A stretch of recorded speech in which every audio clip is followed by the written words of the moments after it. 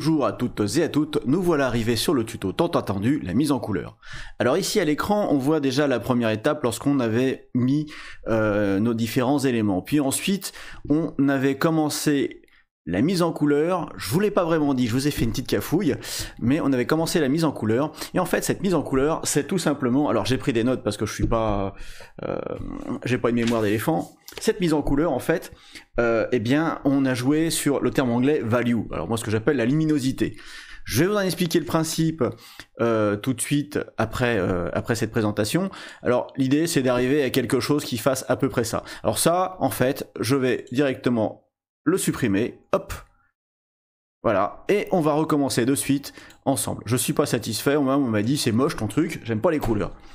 Ce que femme veut, Dieu veut. Allez. On se retrouve tout de suite après ça.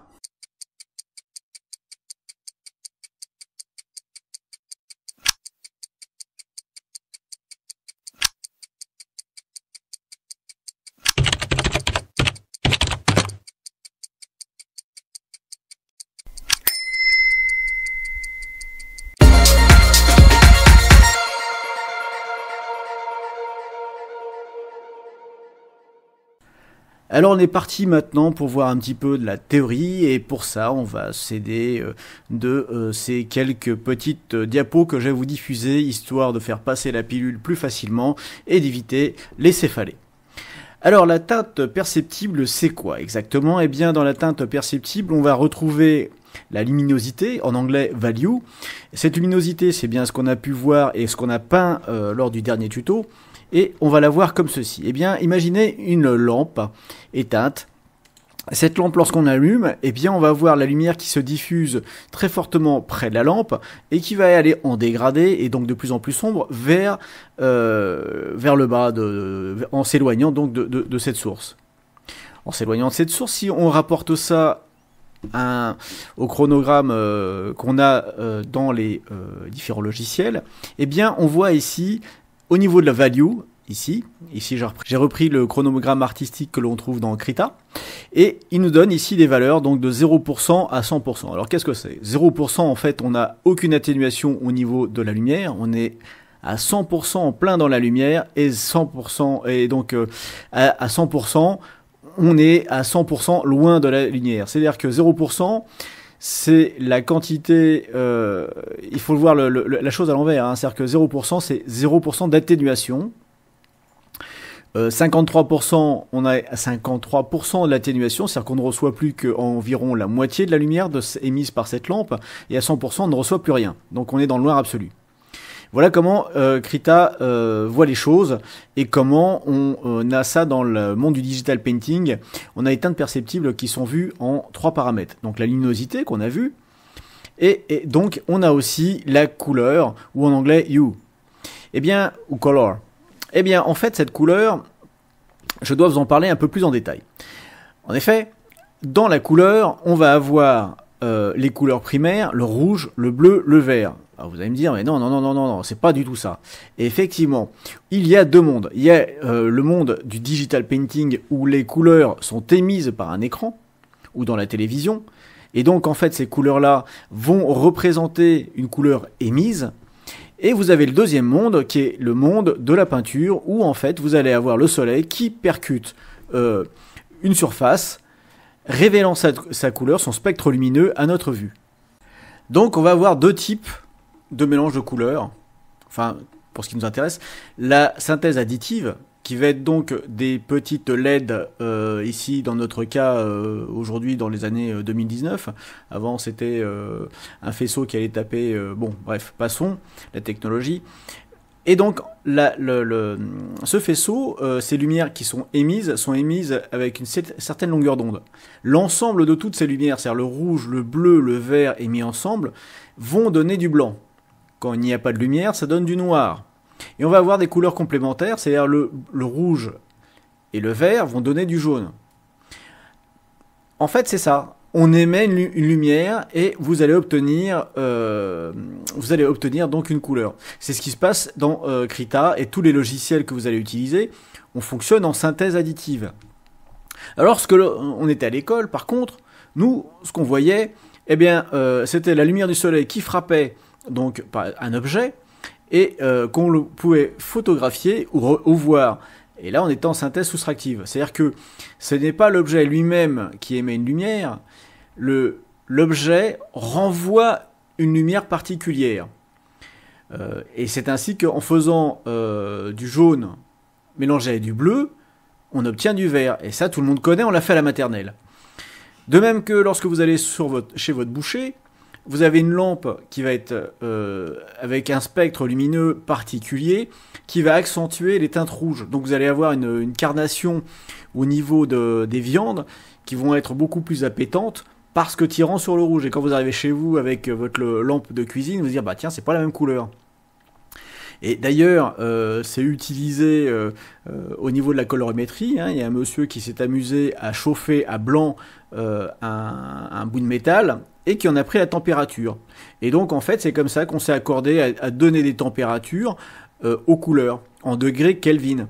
C'est pour ça que on dit que la lumière du soleil a cette couleur, entre 5600 et 6000, ça va dépendre des pays, des endroits. Donc on parle de lumière du jour à 5600 degrés Kelvin. Mais ça vient de là, hein, il a juste chauffé en fait une pièce de métal et c'est devenu donc une référence couleur maintenant pour les photographes. Si vous voulez aller plus loin dans la couleur, je vais pas vous prendre la tête avec des théories.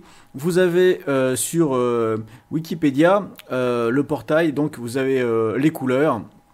Et là, il va vous en parler en long, en large, en travers. Donc la synthèse additive, soustractive, avec vous avez de quoi lire. Si vraiment vous êtes intéressé par le domaine, sachez que nous, pour Krita, on est en synthèse additive. Donc si vous mélangez juste du bleu et du jaune, vous n'obtiendrez jamais du vert.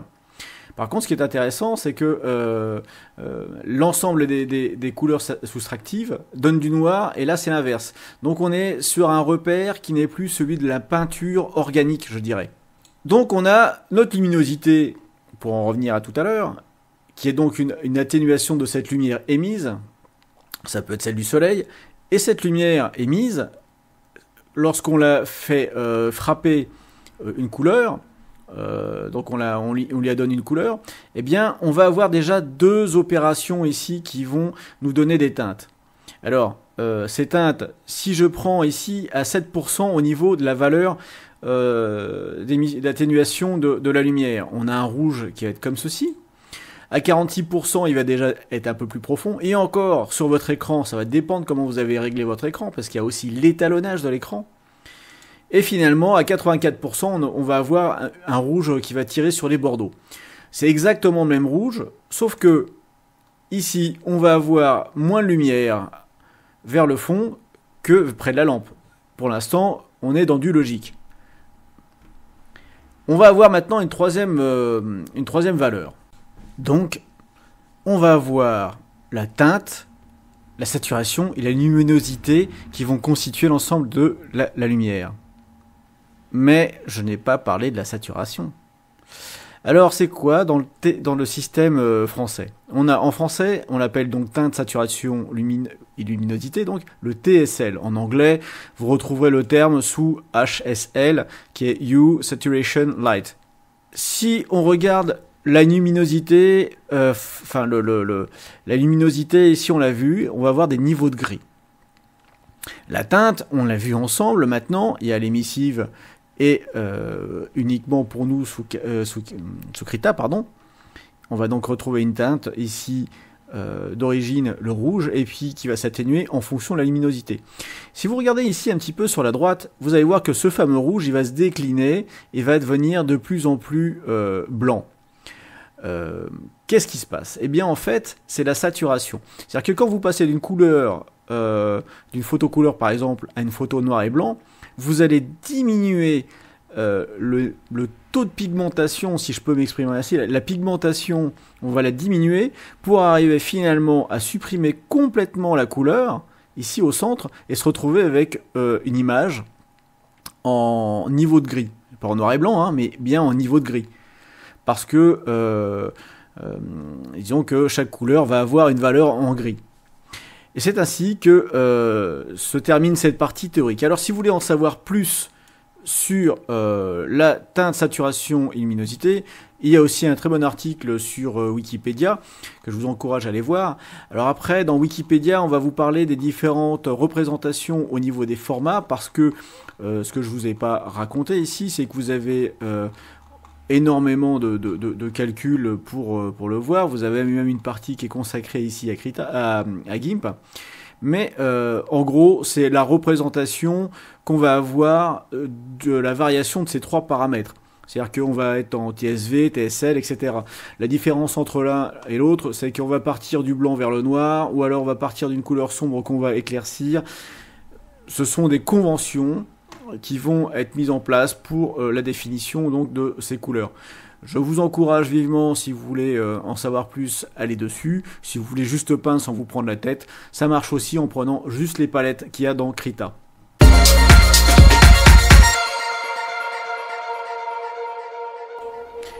Alors nous voilà dans Krita. Alors la toute première chose que je vais penser à faire, si on regarde ici en bas, j'en suis pratiquement à 1 giga d'images, ce qui est absolument ingérable pour mon ordinateur tout en enregistrant. Donc ce que je vais faire, c'est que je vais prendre ce fichier, je vais l'enregistrer sous. Voilà, donc ici je vais l'écraser parce qu'en fait j'avais déjà fait la manœuvre. Et ce que j'ai ici, tout simplement, donc le visible ici, je peux le supprimer.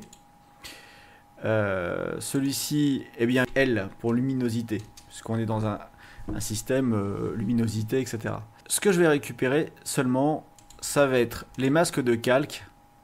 Alors, rose, ici, voilà, je vais avoir les aplats, et dans aplats, je vais avoir le masque de sélection. Je vais prendre ici le masque de sélection, et je vais le coller directement, vous voyez, en glissant directement ici sur L. Maintenant, en fait, L présente le masque de sélection de rose. Il ne me reste plus qu'à désélectionner tout ça, sélectionner ici le dossier rose et le mettre à la poubelle.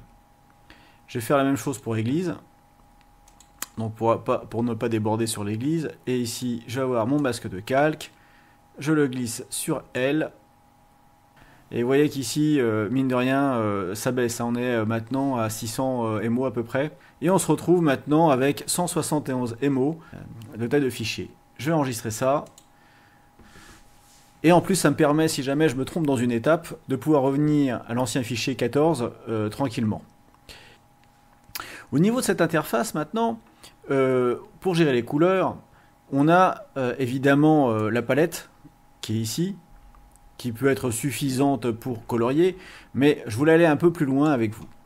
Alors, on a la possibilité d'avoir le sélectionneur de couleurs avancées, et lorsqu'on sélectionne une couleur et qu'on s'en sert dans Krita, alors par exemple ici je vais ajouter un calque au-dessus pour l'info, donc ici je vais l'appeler C comme couleur, n'est-ce pas? Eh bien si, alors je vais verrouiller le L, si je me mets sur C, ici, je sélectionne une couleur, par exemple orange, je prends ici, voilà, je colorie, et bien je vais avoir, regardez ici, en haut à droite, on va retrouver notre couleur orange. Et si je prends ici un ton ocre, et je peins par ici, eh bien vous allez avoir le ton ocre. Donc maintenant il suffit que je puise là pour peindre ici, là pour peindre ici, et vous voyez que Krita les reclasse en fonction de la dernière couleur utilisée. En outre, lorsqu'on sélectionne la couleur, vous voyez ici sur la partie couleur avant-plan et arrière-plan qu'on a Krita qui nous donne des informations de la brosse et bien sûr sur la couleur. Lorsque je change celle-ci, on voit bien ici que la couleur d'arrière-plan et de premier plan change. Enfin, l'arrière-plan reste blanc puisque je n'ai pas changé. Il suffit que j'ai X ici, par exemple. Je sélectionne un vert. Je vais peindre avec le vert. Hop, pardon, il faut que je le prenne ici. Voilà. Donc je peins ici avec mon vert. Là, j'ai eu du blanc, bon. J'appuie sur X. Vous voyez bien que la couleur arrière-plan, avant-plan change. Et je vais chercher ici dans les couleurs opposées. Vous voyez, dans les complémentaires. Et je vais prendre, par exemple, un pastel. Et donc là, maintenant, je vais pouvoir, en faisant juste X, changer les couleurs arrière-plan, avant-plan, pouvoir peindre comme ceci. Mais là, pour l'instant, il n'y a pas de mystère. Vous pouvez également choisir dans les palettes ici en bas, mais ça, vous connaissez déjà. Donc en fait, la sélection de couleurs avancée ici est assez pratique pour jouer ici sur la roue chromatique. Et vous voyez qu'ici, on a des valeurs qui changent. Alors ces fameuses valeurs, regardez bien ici en dessous, elles varient aussi là-dessus. C'est ce qu'on appelle en fait la désaturation. Vous voyez ici, je vais vers des couleurs beaucoup plus pastel. Et ici, vers des couleurs beaucoup plus prononcées. On est bien juste sur la couleur, je ne joue pas ici sur les niveaux de gris ni quoi que ce soit. Alors si on va dans paramètres, vous allez dans les panneaux. Krita nous propose différents panneaux. Alors vous avez par exemple sélectionneur de couleurs particuliers. Donc là, on va avoir l'affichage. On va avoir l'affichage ici de ces couleurs dans un sélecteur, donc qui permet de jouer également. Vous voyez que finalement tout ça n'est qu'une variation de ce qu'on connaît déjà au niveau des couleurs. Donc sélecteur de couleurs de particuliers, voilà, je ferme, moi je ne vais pas m'en servir. Ensuite, vous allez avoir également dans les panneaux les sélecteurs de couleurs artistiques, ce que je vous ai montré tout à l'heure. Alors celui-là est intéressant parce que il permet d'avoir ici une couleur avec sa variation dans les tons sombres. Alors ça peut être intéressant si vous peignez directement en couleur sans avoir appliqué la méthode que je vous ai proposée. Parce qu'on va avoir ici, pour la même teinte, une variation en fonction du noir et blanc. Mais nous, on a déjà fait nos variations ici sur le calque, sur ce calque en niveau de gris. Par contre, on va pouvoir avoir ici une variation au niveau de la désaturation. Donc on passe du rouge au rose pâle. Et ici, ce paramétrage va être... on peut le changer ici en mettant, par exemple, plusieurs niveaux. Ici, j'étais resté à 10. Ça, c'est les niveaux de profondeur de l'éclairage. On est toujours dans un système lumière, couleur, désaturation. Ici, on va être sur le nombre de couleurs. Et vous voyez ici l'espèce de roue dentée là-dessus. Et on regarde ici, on voit bien qu'il y a une division au niveau des couleurs. Si je veux revenir juste aux couleurs primaires, je vais en prendre que 3. Et si je veux les couleurs secondaires, alors si je me mets comme ça à côté, voilà, hop, voilà. Et si je veux les couleurs secondaires, il faudrait que je prenne le complément, c'est-à-dire 6. Voilà, donc là ici je suis avec les couleurs secondaires, vous voyez. Hein, Alors je vais continuer ici, vous avez le niveau de désaturation qui est plus ou moins progressif, hein, vous voyez. Une couleur, 2 couleurs, voilà, 3 couleurs. Et on va pouvoir jouer sur la profondeur de la saturation. Donc ça, on peut jouer là-dessus, ou tout simplement, alors moi je vais le refermer, pas tout de suite. Il faut que je vous montre quand même quelque chose. Au niveau des paramètres, dans les panneaux, vous avez quelque part, que je trouve ça... Voilà, là... Le gamut, alors le gamut en fait c'est ni plus ni moins que la saturation. Alors voilà, ici il y a des basques de gamut et lorsque je clique dessus en fait ça va me mettre en surbrillance les couleurs opposées par exemple. Donc si je sélectionne ici sur la palette du bas un bleu, il va me trouver un gamut sur le bleu. Si je vais sur du rouge, voilà, il va me faire les couleurs opposées. Et une couleur à côté, adjacente, les opposés extrêmes, avec des variations sur les côtés, ainsi de suite. Voilà, donc ça nous propose ici de voir les couleurs de façon, je dirais, étriquée, mais pour aider à la sélection. Alors j'en vois pas trop l'utilité, mais peut-être qu'artistiquement, vous y trouverez votre compte. Pour faire disparaître ici l'application de la gamut, il suffit d'aller tout en haut ici sur le coin et de cliquer ici et elle n'apparaît plus. Voilà, donc je vais tout simplement maintenant cliquer sur la croix pour refermer ça, pour ne pas encombrer il y a même vectoriel, tiens, je vais l'enlever, pour ne pas encombrer Krita. Et je vais y rester moi juste ici sur les préférences d'outils. La palette, je la garde toujours sous le coude, on ne sait jamais. Et le sélecteur avancé, lui, me permet en fait de... Une fois qu'on connaît la théorie, hein, d'aller sur les couleurs opposées, les couleurs, et ici de jouer sur la profondeur. Voilà, donc ici sur les teintes, les profondeurs. Vous voyez ici le petit carré avec la variation de couleurs qui se fait. Voilà. Et je ne sais pas si vous avez remarqué, il me met la couleur opposée. Si je me mets ici sur du bleu, il va prendre la couleur. Pourquoi il me met sur du vert là? C'est pas normal. Peut-être c'est par rapport à la dernière couleur utilisée. Alors si je prends de l'orange, on va voir ça. Et je prends ici du rose, c'est ça. En fait, il vous donne la dernière couleur utilisée et ça vous permet de faire une variation de cette couleur à côté pour voir un petit peu ce que ça donne en temps réel. Voilà. Donc en fait ici c'est pas l'opposé, c'était la dernière couleur utilisée. Voilà donc pour la partie dans Krita, comment choisir ces couleurs. Je reviens dans les calques. Ici le C, je vais le mettre à la poubelle. Je vais créer un nouveau C. Voilà, hop. Ici calque, je vais l'appeler C, couleur. Et on va pouvoir donc C plus, et là-dedans on va jouer dessus, plus la désaturation. Alors la saturation on pourrait jouer après sur un autre calque avec un calque d'effet. Je sais pas si je vous en parle parce que là c'est un coup à s'arracher les cheveux. Mais bon allez, on va rester sur la couleur ici. Alors si je peins maintenant ma rose, pour ça, pour que ça soit simple, je vais aller ici sur le calque d'éclairage, la lumière. Je vais prendre ma rose ici, je vais la glisser et je vais la mettre tout simplement, hop, ici, dans la sélection en haut. Alors, je vais pouvoir peindre ici cette sélection. Et vous voyez ici, je ne peux plus rien faire. Donc là, j'avais fait un trait malencontreusement. Alors, j'enlève la sélection, je vais juste supprimer ce trait. Donc pour ça, vous vous souvenez, vous appuyez sur la touche E pour vous mettre en mode gomme et on peut supprimer. Voilà, donc maintenant je vais prendre tout simplement ici la sélection de la rose, ce qui fait que maintenant, vous voyez, alors il faut que je me remette en couleur. Voilà. Et si je mets une rose, je prends une rose pétard, il ne me reste plus qu'à peindre et c'est super, vous voyez ici, on a notre rose qui est enfin coloriée. Comment ça, c'est pas joli? Ah oui, peut-être. Alors le mode de fusion au niveau de la couleur, et c'est là où je veux en venir. Ici, on a un calque qui est de type normal, ici. Alors il y a deux façons de faire. Soit je garde un calque de type normal, et au niveau des options de la brosse, je vais prendre une brosse de type couleur, ce qui fait que je vais appliquer directement la couleur ici. Mais, alors c'est pas normal. Voilà, en couleur, hop.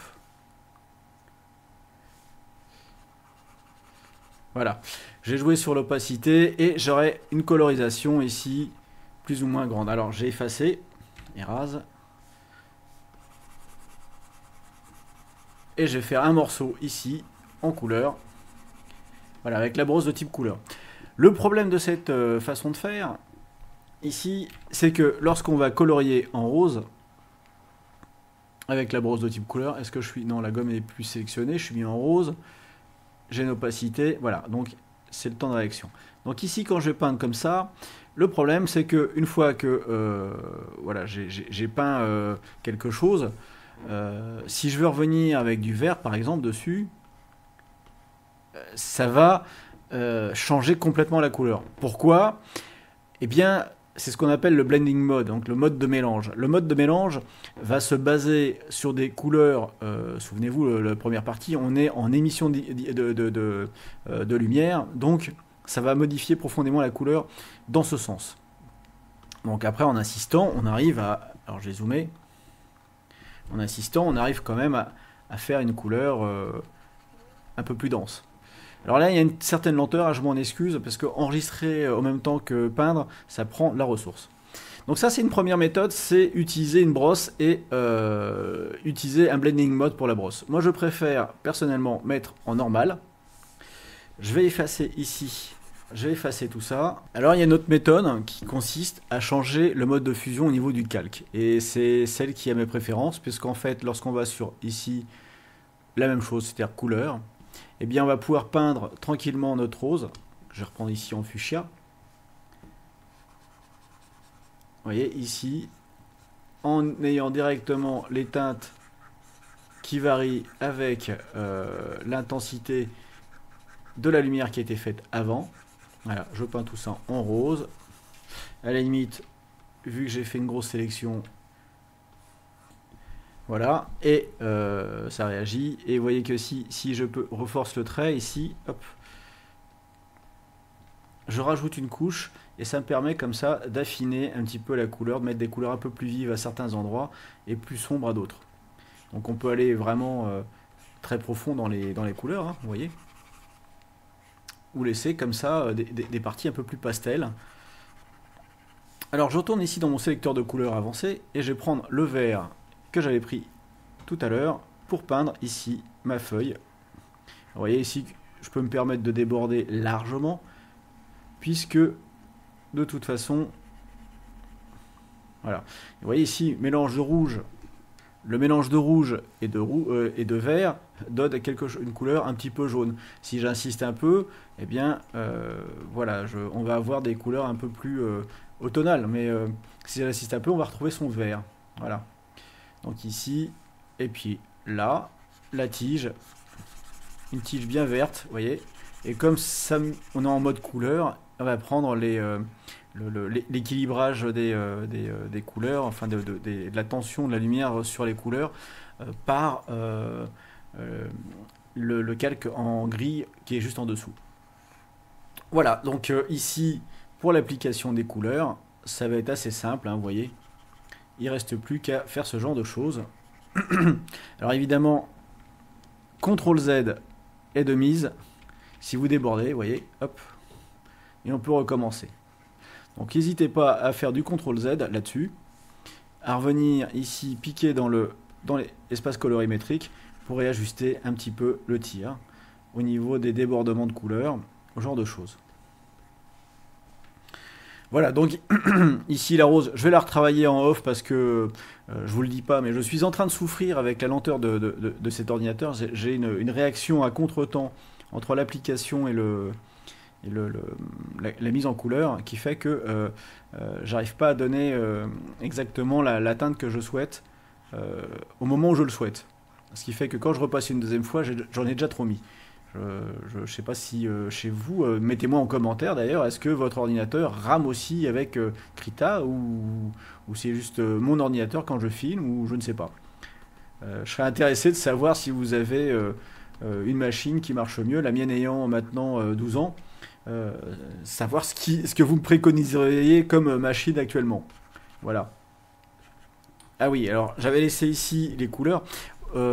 Les références. Alors si je clique ici sur ma référence de fleurs, de la rose, vous avez le taux de saturation qui est à 0 parce que j'avais utilisé les saturations pour faire les couleurs, pour voir. Mais vous voyez que ici, si on veut, on peut très bien avec le pinceau ici, venir faire un contrôle et prendre la couleur de la fleur et pour repeindre à l'identique.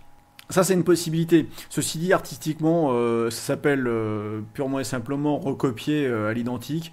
Je ne sais pas si c'est vraiment intéressant. Ce qui est intéressant, c'est par exemple faire une rose qui soit bleue ou autre chose. Voilà. Alors là, la maison... Alors ici, j'ai verrouillé. La maison, si je la sélectionne, ici... Et je viens là-dessus... On voit bien que c'est la maison qui est sélectionnée. Alors moi, ce qui m'intéresse, c'est de peindre le reste, mais pas la maison. Eh bien, tout bêtement, je vais venir ici sur ce calque, sur le calque de sélection,